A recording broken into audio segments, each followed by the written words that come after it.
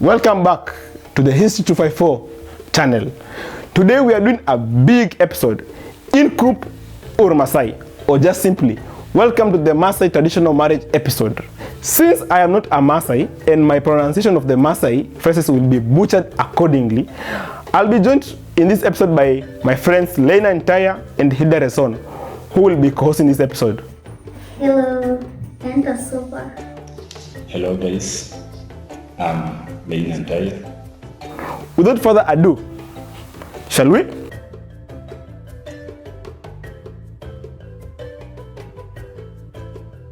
Much of Kenya's modern culture and history can be traced to the Maasai way of living.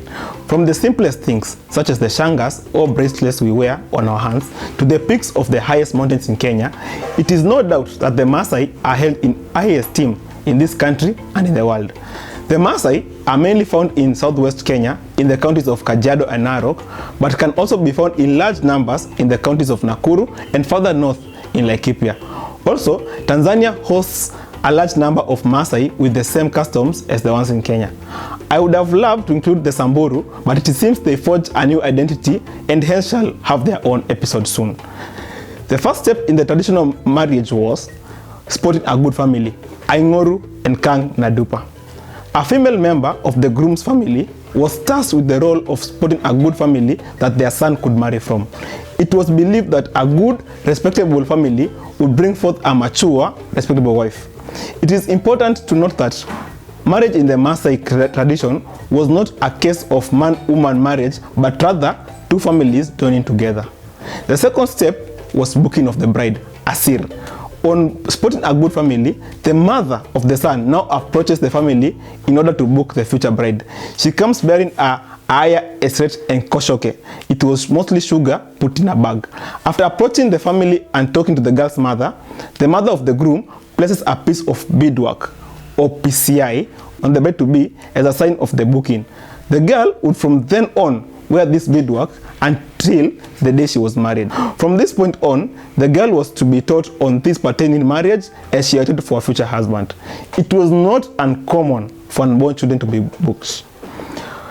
It should be noted that the reason parents took the initiative to book spouses for their children was based on the Maasai way of living then. When boys hit puberty, they would wander with their respective age groups, becoming morans, and had no time to engage in the social construct that is looking for a wife. The average age of a moran's homecoming was 25 years old. The third step was Enkeroto Ekapute, going back to talk. After years have passed and the girl is now mature, a party from the groom's side will now approach the family on the girl's side. This meeting is rather short and it concludes with the side of the bride placing a formal request to go visit the homestead of the groom. The next step is the dowry negotiation, and here is Leina and Ntayia to present it. The dowry negotiation, it's like this. There are some cows that are automatic. 3 cows, 1 heifer and 1 castrated male cow and 2 heifers, a sheep for the mother, and Nkitati, that was what we call it.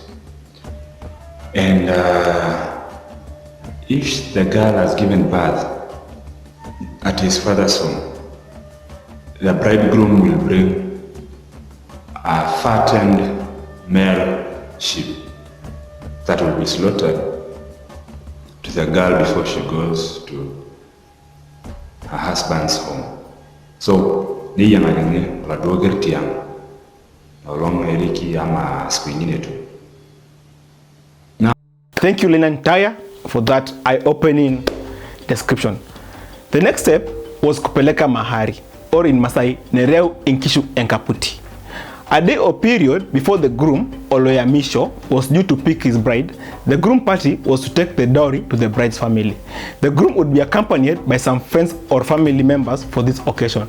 A very interesting aspect of the Nereu Inkishu Enkapute is when the groom is asked to personally take some gift to specific uncles and aunts. This is the first time that the groom officially introduces himself to his in-laws and receives blessings as he gives the blankets to the uncles and shukas and other gifts to the aunts. As in most traditional African societies, it is not a must that all dowry be paid on the same day, but what was agreed during the dowry negotiations had to be brought forth. The wedding follows thereafter, and Hilda Reson will tell us how that went on. Enter Subabogi. Hamjambo nyote. My name is Hilda Res. I'm going to present History254, the Maasai traditional wedding, and Kiama. In the days leading up to the wedding day, a few things will be taking place in the homestead of the bride. The Maasai wedding was a collective responsibility of the whole community, whereby all family members would contribute foodstuffs and traditional local brew, also known as pombe, or if you like, enaisho in Maasai. On the eve of the wedding, the groom, Oloyamisho, and his best man, Shebulkera, are welcomed to the homestead of the bridegroom. That night, the ceremony is held, and elders from the bride's party bless the couple and offer words of wisdom to the new couple. Early the following morning, the groom and his best man would wait for the bride near the gate. The bride, with a few belongings, would be escorted out of her manyatta by her relatives amidst song and dance. Even with the mood being celebratory, the bride was expected to cry profusely as she left her homestead. The elders would take this opportunity to encourage her with sayings like, "Your mother was also not born here. Please, go and make your own home with your husband."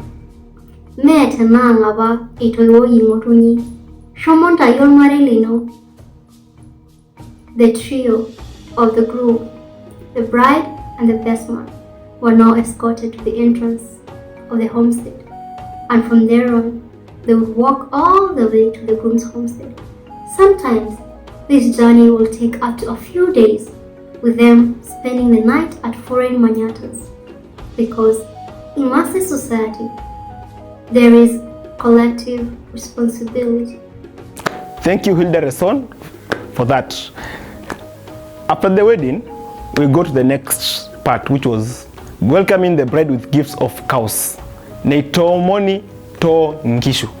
This is probably the most interesting part of this whole process. When the trio reaches the groom's homestead, the bride would begin weeping at the entrance and refuse to step into the homestead. This is called Nemenjing Ensiankiki Ang Omeshori Nkishu, or Neimali. The father of the groom would approach her and beg her to enter the homestead. The father would offer her a gift, maybe a cow, and slowly she would get into the homestead.